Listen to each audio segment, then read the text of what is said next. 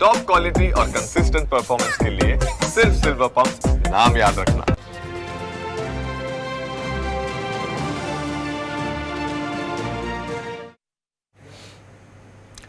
નમસ્કાર, ન્યૂઝ કેપિટલમાં આપનું સ્વાગત છે। ડિબેટ ઓફ ધ ડે સાથે હું છું પ્રતિપાલ સિંહ ને ડિબેટ ઓફ ધ ડેમાં આજે ચર્ચા શેની કરી શકાય? સૌથી મોટી ઇવેન્ટ જ્યારે આપણા ગુજરાતમાં હોય અને તે પણ અમદાવાદમાં હોય ને વિશ્વના સૌથી મોટા સ્ટેડિયમ એવા નરેન્દ્ર મોદી સ્ટેડિયમમાં જ્યારે આજે T20 વર્લ્ડ કપની ફાઇનલ મેચ રમાવાની હોય ઇન્ડિયા વર્સિસ ન્યૂઝીલેન્ડ, ત્યારે ચોક્કસથી ચર્ચા તેની ઉપર જ કરવાની હોય। ત્યારે ભારત અને ન્યૂઝીલેન્ડ વચ્ચે મેચ રમાવાની છે। સાંજે 6:30 વાગે જે રીતે ટોસ છે તે ઉછળશે અને 7 વાગે મેચની શરૂઆત થવાની છે।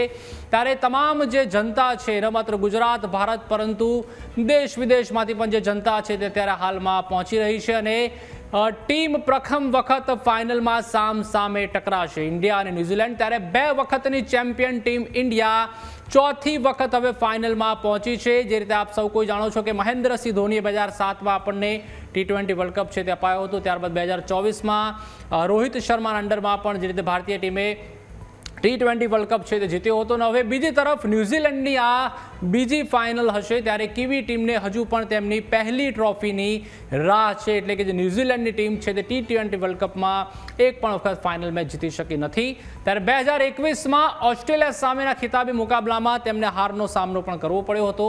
ત્યારે T20 ઇન્ટરનેશનલ ક્રિકેટમાં ભારતનું પલડું ન્યૂઝીલેન્ડ પર હંમેશા ભારે રહ્યું છે। ત્યારે હવે આજે જોવાનું રહેશે કે આજની મેચમાં શું થાય છે। તો ચોક્કસથી આ મુદ્દા ઉપર જ આજે આપણે વાત કરવાના છીએ અને આપણી સાથે ગેસ્ટ પેનલ પણ જોડાઈ ચૂકી છે, જેમાં આપણી સાથે શરદ પિલ્લઈ સર જોડાઈ ચૂક્યા છે, જેઓ પૂર્વ રણજી પ્લેયર છે, અને રવિરાજસિંહ જાડેજા આપણી સાથે જોડાઈ ચૂક્યા છે, જેઓ ક્રિકેટ એક્સપર્ટ છે। આ બંનેનું સ્વાગત છે। સૌપ્રથમ પિલ્લઈ સર, આપને પૂછવા માંગીશું કે જે રીતે આજે ઇન્ડિયા વર્સિસ ન્યૂઝીલેન્ડની મેચ છે વિશ્વના સૌથી મોટા સ્ટેડિયમ નરેન્દ્ર મોદી સ્ટેડિયમમાં, હોમ ગ્રાઉન્ડનો ચોક્કસથી આપણા જે ખેલાડીઓ છે તેઓને ફાયદો મળશે, પરંતુ ઓવરઓલ સૌપ્રથમ આપનું પહેલું જે પ્રેફરન્સ છે તે જાણવા માંગીશું કે આપ આજની મેચ લઈને શું કહેશો? આપણે Indian team this is the ચોથી વખત વર્લ્ડ કપ ફાઇનલમાં છે અને 3 વખત તો આપણે જીત્યા છે આ ટુર્નામેન્ટ, એટલે અને પ્લસ હોમ ગ્રાઉન્ડ ઉપર આપણે રમી રહ્યા છે એટલે આપણને હોમ ક્રાઉડનો એક બેનિફિટ ચોક્કસપણે રહેશે।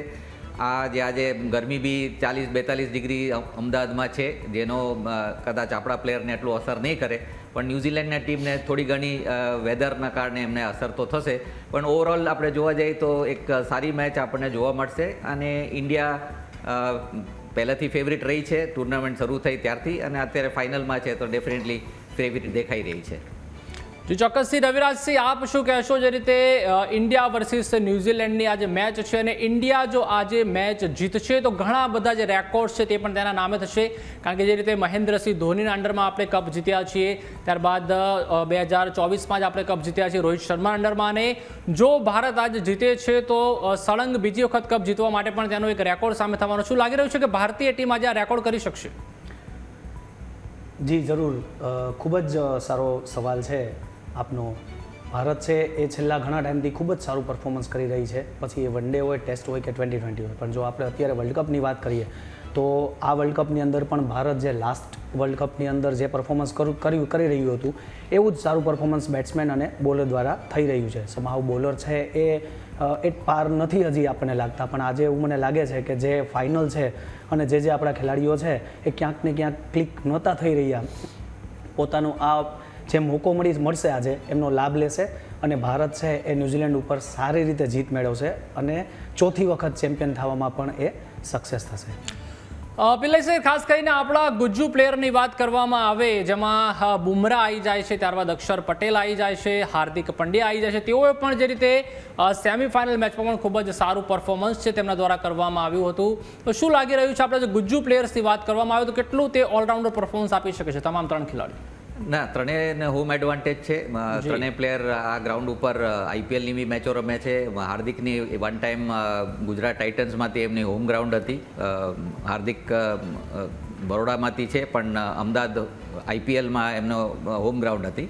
સેમ આપણે જોઈએ તો જે અક્ષર પટેલ છે એ અમદાવાદનો જ છે, ગુજરાત રણજી ટ્રોફી ગુજરાતમાંથી રમે છે, આ ગ્રાઉન્ડ ઉપર પ્રેક્ટિસ કરે છે, રમે છે, તો ડેફિનેટલી અને બુમરાહ તો લોકલ બોય, લોકલ હીરો છે, પણ અત્યારે બુમરાહ જે છે એ વર્લ્ડ ક્લાસ બોલર છે, એટલે એમને કોઈ પણ ગ્રાઉન્ડ હોય તો એમાં કોઈ જાજો ફરક નથી પડતો. પણ ડેફિનેટલી હોમ ગ્રાઉન્ડનો એડવાન્ટેજ આપણા જેમ તમે કહો છો ગુજ્જુ બોયઝ, એ ગુજ્જુ બોયઝ આજે મને લાગે છે આજના મેચમાં બી ગુજ્જુભાઈ રોક્સ થશે એવું મને દેખાય છે.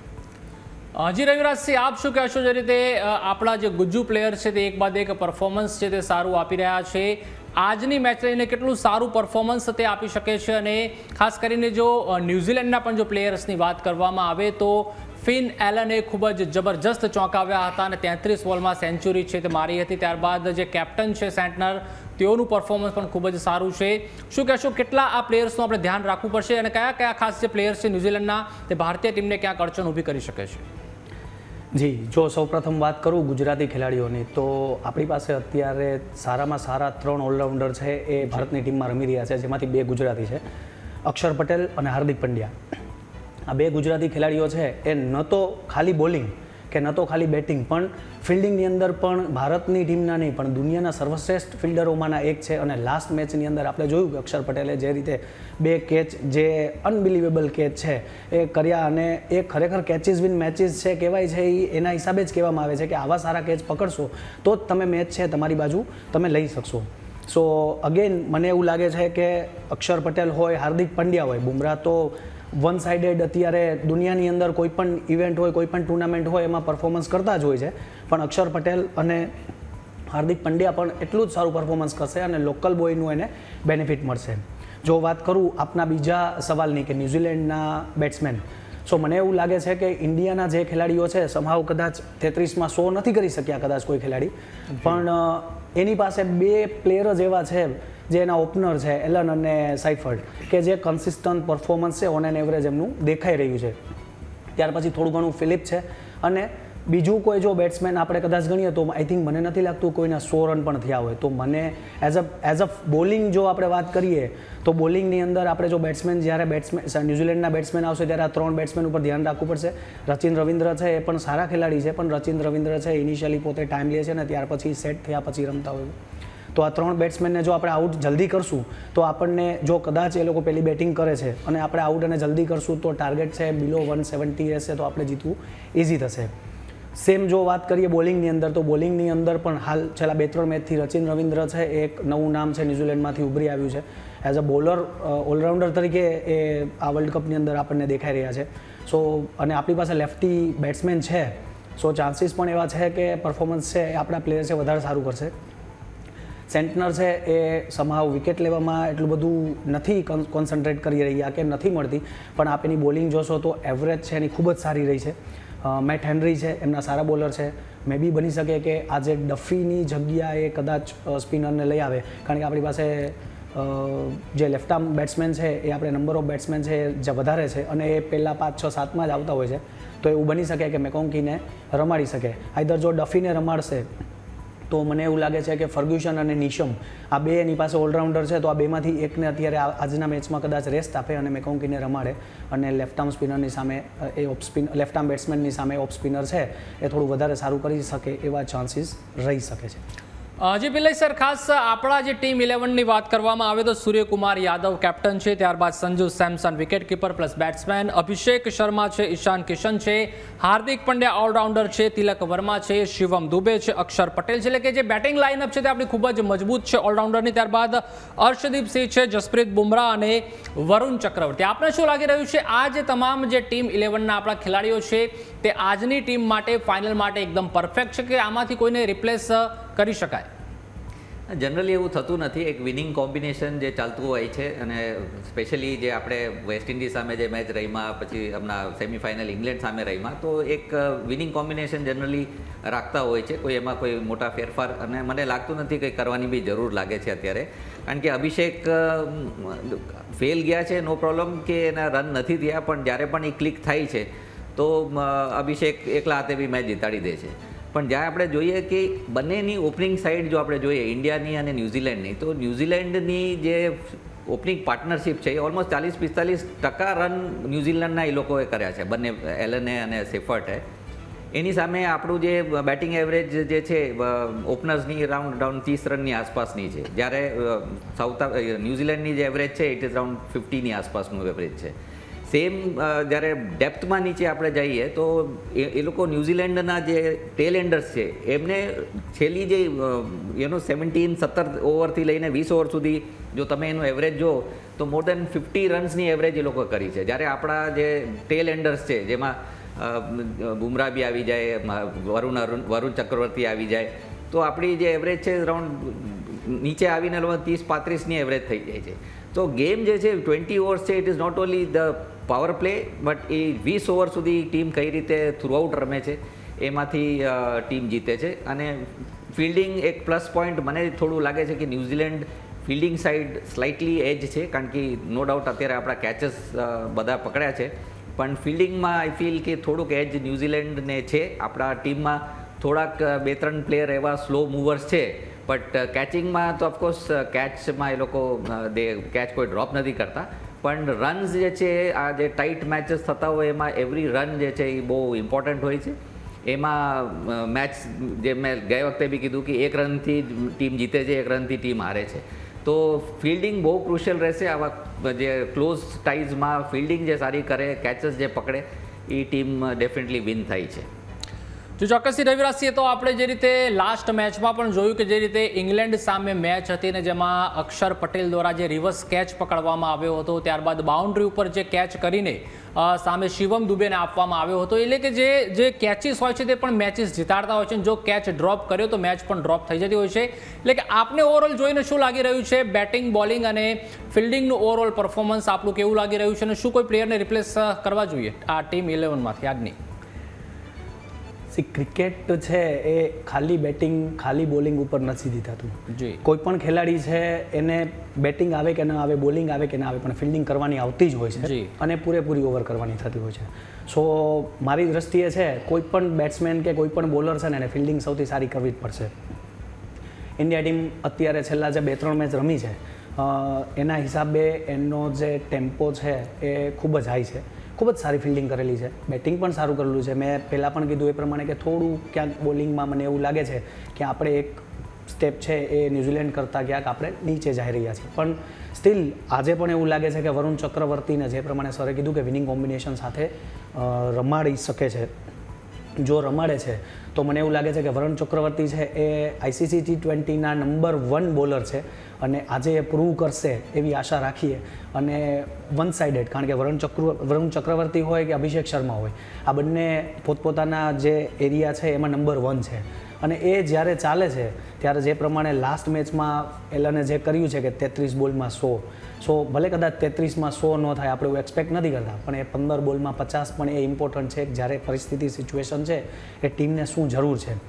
4 ઓવરમાં કદાચ 4 વિકેટ નથી લેતા વરુણ ચક્રવર્તી, નથી કોઈ એટલું બધું, કારણ કે આ લિમિટેડ ઓવર્સ છે. જો કદાચ 4 ઓવરમાં 20 રન આપે છે અને એક પણ વિકેટ નથી લેતા, તો મારી દ્રષ્ટિએ કદાચ 3 વિકેટ લે છે એના કરતાં વધારે ઇફેક્ટિવ વરુણ ચક્રવર્તી છે એ વિકેટ વગર પણ થઈ શકે છે.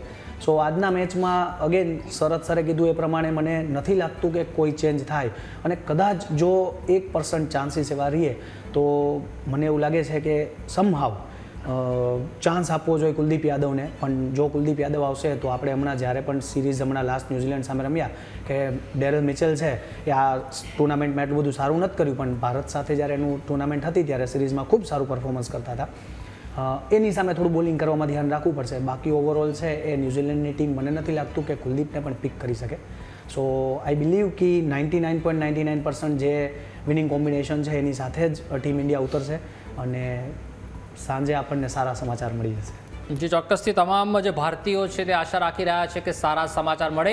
આગળ પિલ્લઈ સર વાત કરીએ પિચ રિપોર્ટ વિશે, તો ક્યાંક પિચ રિપોર્ટ પણ સામે આવ્યો છે કે બેટિંગ ફ્રેન્ડલી પિચ આને કહેવાય છે નરેન્દ્ર મોદી સ્ટેડિયમની. હાલ જે રીતે કાળી અને લાલ માટીના મિશ્રણથી જે આ પિચ છે તે તૈયાર કરવામાં આવી છે અને અહીં બોલ બહુ ઓછો ટર્ન થશે તેવું પણ ક્યાંક એક્સપર્ટનું માનવું છે.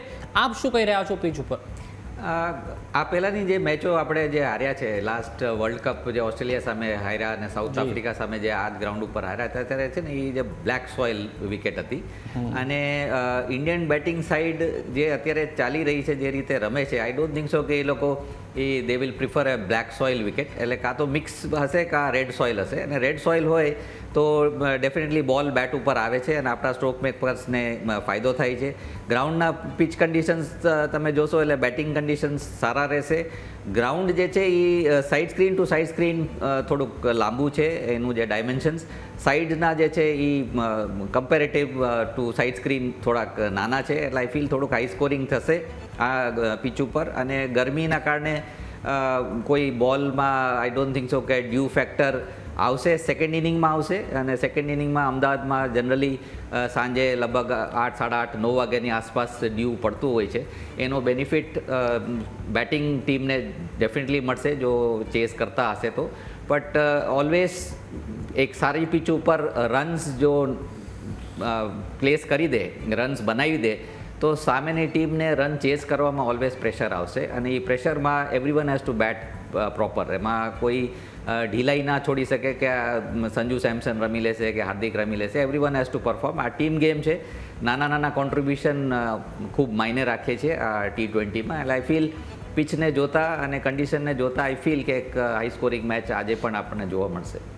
જો ચોક્કસથી વાત રવિરાજસિંહ એ જ કરવી છે કે હાઈ સ્કોરિંગ મેચ એટલે કે આજની મેચમાં આપનો શું મત છે કે કેટલો સ્કોર આપણે ઓછામાં ઓછો કરવો જોઈએ? કારણ કે આપણે જોયું છે ભૂતકાળમાં આ જ ટુર્નામેન્ટમાં કે જે રીતે ઇંગ્લેન્ડ સામે આપણે સેમિફાઇનલમાં 254 રન કર્યા હતા, તેમ છતાં પણ જ્યારે બેથલ બેટિંગ કરી રહ્યા હતા ત્યારે તો એક ટાઈમ એવું જ લાગી રહ્યું હતું કે આ મેચ આપણા હાથમાંથી નીકળી ગઈ છે, અને માત્ર 7 રને આપણે જીત્યા હતા.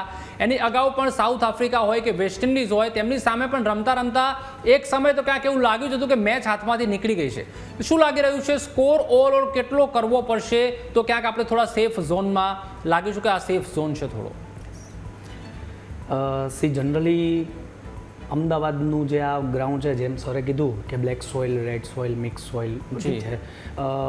અમદાવાદ અત્યારે છે ને ખૂબ જ સારી રીતે પોતપોતાની પિચ જે છે 5 થી 7 પિચ એ લોકોએ અત્યારે બહુ સારા લેવલની બનાવીને રાખેલી છે. અને જે પ્રમાણે સર વાત કરે છે એ પ્રમાણે આઈ બિલીવ કે આપણા બેટ્સમેનને વધારે ફાયદો થશે એવું બેટિંગ પેરેડાઇઝ પિચ બને તો બહુ સારું રહેશે. મેચ છે હાઈ સ્કોરિંગ જશે અને થવો જોઈએ. એવરેજ છે 170 to 180 છે, જનરલી અમદાવાદની પિચ ઉપર થતો હોય છે. જો 180 પ્લસ થાય છે એટલો જે પણ પહેલી બેટિંગ કરશે એને વધારે ફાયદો થશે. બિલો 180, 171, 160 જો થશે તો ચાન્સીસ એવા છે કે બેટિંગ સેકન્ડને પણ થોડો ચાન્સ રહેશે. 50-50 છે અત્યાર સુધીના જે રેકોર્ડ્સ આપણે જોઈએ કે બેટિંગ વિન છે એ પણ 5 મેચ જીતેલા છે, અને બેટિંગ સેકન્ડ જે ચેસ કરતા હોય છે એ પણ 5 મેચ જીતેલા છે. બટ આઈ સ્ટીલ બિલીવ કે પહેલી બેટિંગ કરીને, કારણ કે ફાઇનલ છે, જો 180 પ્લસનો સ્કોર આપણે બોર્ડ ઉપર મૂકી દેશું તો 110% ફાઇનલનો આ જે પ્રેશર છે એની અંદર મને નથી લાગતું કે એ લોકો છે એ એકદમ ઇઝી લઈ શકશે. સેમિફાઇનલ વસ્તુ અલગ હતી, ત્યારે બોલિંગ કન્ડિશન અલગ હતી, પિચ અલગ હતી. અત્યારની તારીખ છે, ગ્રાઉન્ડ મોટું છે, બોલર અલગ છે, ટીમ અલગ છે, હોમ ગ્રાઉન્ડ છે, એટલે ઘણો બધો બેનિફિટ છે ઇન્ડિયાના પ્લેયર્સને મળશે. અને 180 પ્લસ મને એવું લાગે છે કે જેટલો વધારે જશે એ બેનિફિટમાં રહેશે. જી પિલ્લઈ સર, આગળ વાત કરીએ ન્યૂઝીલેન્ડની ટીમની. તો જે રીતે આપણે અગાઉ પણ વાત કરી કે જે ફિન એલન છે તેઓના દ્વારા પણ જે રીતે સેમિફાઇનલમાં સદી ફટકારવામાં આવી, ત્યારબાદ રચિન રવિન્દ્ર છે તેઓએ પણ શ્રીલંકા સામે 4 વિકેટ લઈને તેમને જીતાડ્યું હતું. ત્યારબાદ મિચેલ સેન્ટરન છે તે પણ સૌથી ઓછી ઇકોનોમીથી રન આપી રહ્યા છે, કોન્સ્ટન્ટ. અને ત્યારબાદ મેટ હેનરી છે જે પણ ટીમના સૌથી સફળ ઝડપી બોલરમાંના એક છે. ટીમ સેફર્ડ છે તે પણ ટુર્નામેન્ટમાં 274 રન પ્લસ 350 ફટકારી ચૂક્યા છે. લાગી રહ્યું છે કે જો આ 5 પ્લેયર વધારે પિચ ઉપર ટકી ગયા તો ચોક્કસથી ક્યાંક ભારતીય ટીમને નુકસાન પહોંચાડી શકે છે. ડેફિનેટલી આ બંને જે ઓપનર્સ છે અત્યાર સુધીમાં આખી વર્લ્ડ કપમાં સૌથી વધારે બેટિંગ એવરેજથી લોકો ન્યૂઝીલેન્ડવાળાએ સ્ટાર્ટ આપ્યો છે. અને આઈ ફીલ કે આ બંને ઓપનર્સ જો આપણે પાવર પ્લેમાં જો એને આઉટ કરી દઈએ તો મિડલ ઓર્ડર જે છે એમનું થોડુંક મને લાગે કે સસ્પેક્ટ છે. મિડલ ઓર્ડરની અંદર ફિલિપ વેરી ગુડ પ્લેયર છે, અને હમણાં જે સિરીઝ આપણી જો કે આપણે 4-1 જીતી ગયા ન્યૂઝીલેન્ડની સામે, જે બાયલેટરલ સિરીઝ હતી. બટ ફિલિપ છે મિડલ ઓર્ડરમાં એક ખૂબ હાર્ડ હિટિંગ બેટ્સમેન છે.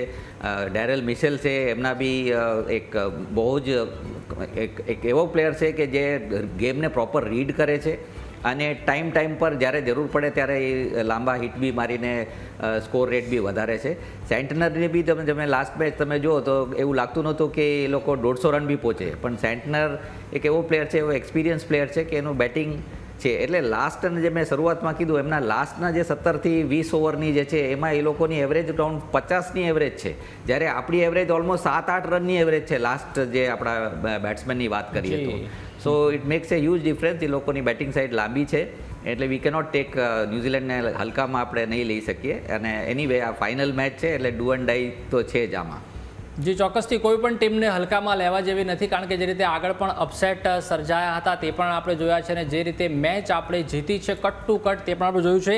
રવિરાજસિંહ, આગળ 3 મોટા રેકોર્ડની આપણે જો વાત કરીએ તો ફાઇનલમાં આજે ભારત પાસે 3 મોટા રેકોર્ડ છે, તેનું પણ લિસ્ટ છે, જેમાં ત્રીજો ખિતાબ આપણે મેળવીશું કે જો ભારત આજે ટ્રોફી જીતી જાય તો ચોક્કસથી 3 વખત T20 વર્લ્ડ કપની જે ટીમ બનનાર તે પણ આપણી ભારતીય ટીમ પહેલી હશે જેની જોડે 3 T20 વર્લ્ડ કપ હશે.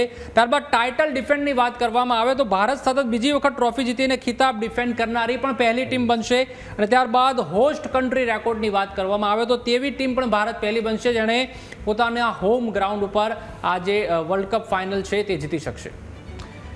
બિલકુલ, આપ ખૂબ જ એકદમ સટીક વાત કરી રહ્યા છો, કારણ કે અત્યાર સુધી જે પ્રમાણે આપણે કીધું કે 3 વર્લ્ડ કપ છે કોઈ જીત્યું નથી, જે ઓર્ગેનાઇઝિંગ કન્ટ્રી છે, નેશન છે એ જીત્યું નથી અને રિપીટ પણ કોઈ કરી શક્યું નથી 1 after 1.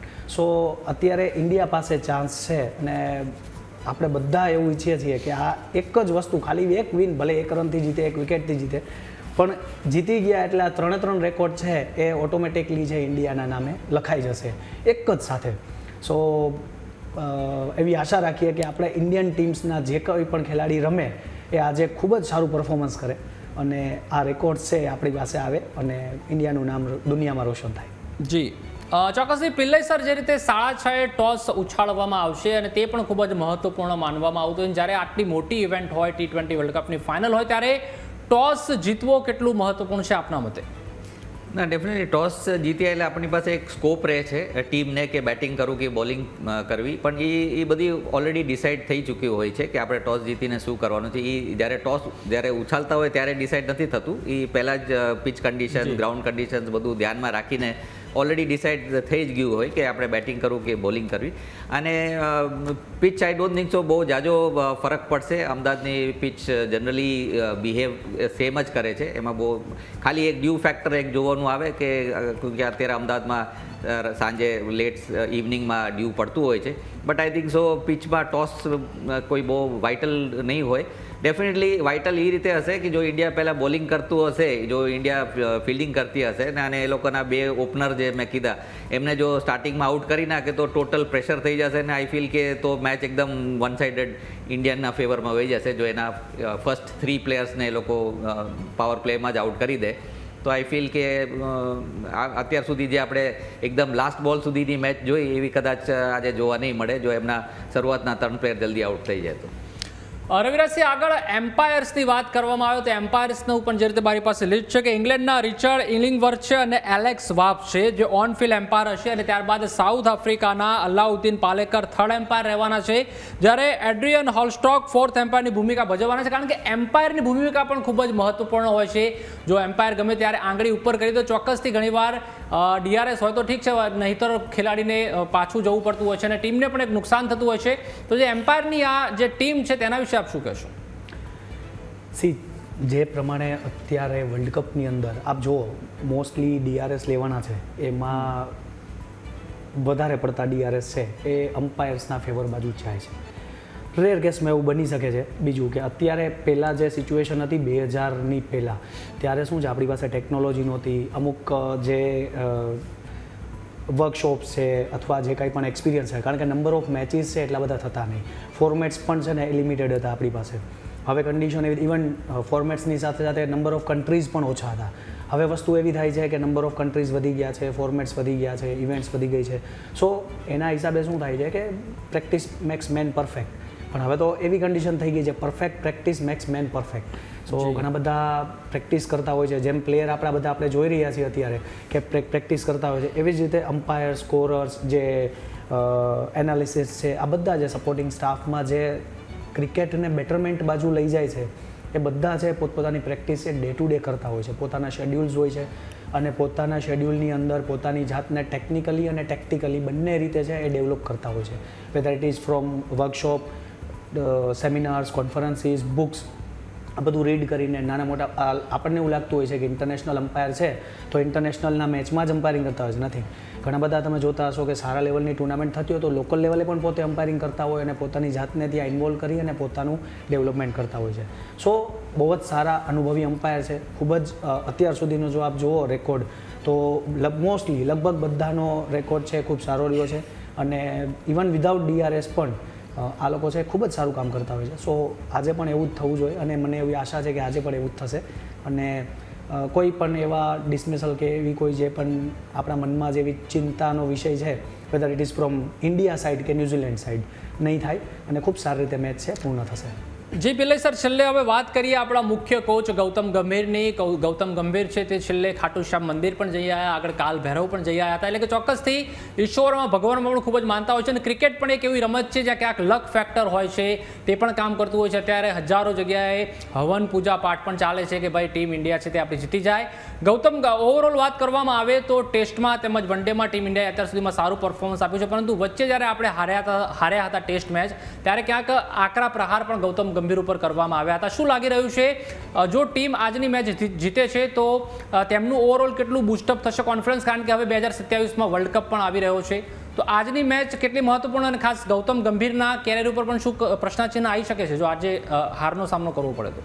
અને ગૌતમ ગંભીરે ઘણી બધી વર્લ્ડ કપ જીતેલી છે, એમનો એક્સપિરિયન્સ બહુ લાંબો છે. આપણે ઇન્ડિયામાં શું છે કે બહુ સેન્ટિમેન્ટલ ઇમોશનલ સ્પેક્ટેટર્સ છે, આપણા જે ફોલો કરે છે એ બધા બહુ દિલથી ઇમોશનથી ભરાયેલું હોય છે. એટલે દરેક વખતે એમ ઈચ્છતું હોય છે કે ઇન્ડિયા જ્યારે પણ રમે ઇન્ડિયા જીતી જાય. એ સમજવાની વાત છે કે કોચ છે એમનું જે કોચિંગ છે એ ગ્રાઉન્ડની બહાર સુધી જ રહે છે. ગ્રાઉન્ડની અંદર જઈને પ્લેયર જે પરફોર્મ કરે છે એમાં કોચ બહાર બેસીને કંઈ કરી નથી શકતા. ગાઈડ કરી શકે, એમને જે વીકનેસ છે એ પોઈન્ટ આઉટ કરી શકે છે, કઈ રીતે ઇમ્પ્રૂવ કરે એ કરી શકે છે. એ હેડ કોચ છે. એની સામે આપણી પાસે બેટિંગ કોચ છે, બોલિંગ કોચ છે, ફિલ્ડિંગ કોચ છે, બધા છે. બધાનો એક સપોર્ટ સ્ટાફ જે છે એમની સાથે છે. ડેફિનેટલી કે ગૌતમ ગંભીર કારણ કે હેડ કોચ છે એટલે બધાની નજર હેડ કોચ ઉપર થતી હોય છે, રહેતી હોય છે. But I don't think so કે અત્યાર સુધીમાં વર્લ્ડ કપમાં આપણે એક જ મેચ હાર્યા છે અને એ એક મેચ હાર્યા પછી બી કેટલું બધું ઇમોશનલી થોડુંક આઉટબર્સ્ટ થયું કે આમ થવું જોઈએ તેમ થવું જોઈએ. એટલે કેવું બહુ સિમ્પલ છે બટ આઈ ફીલ કે he is doing A good job અને એ એઝ એ ટીમ સમજે છે. એ કોઈને ઇન્ડિવિજ્યુઅલને ગેમથી મોટું નથી સમજતા. એ એવું માને છે કે આ ટીમ ગેમ છે. દરેક નાના 10 રન 15 રન, એક વિકેટ, એક બાઉન્ડ્રી રોકે એ બી ટીમને કોન્ટ્રીબ્યુટ કરે છે. એટલે એ દરેક પ્લેયરના કોન્ટ્રીબ્યુશનમાં એ માને છે, નોટ ઇન્ડિવિજ્યુઅલ બ્રિલિયન્સ કે એક્સેલન્સમાં નથી માનતા.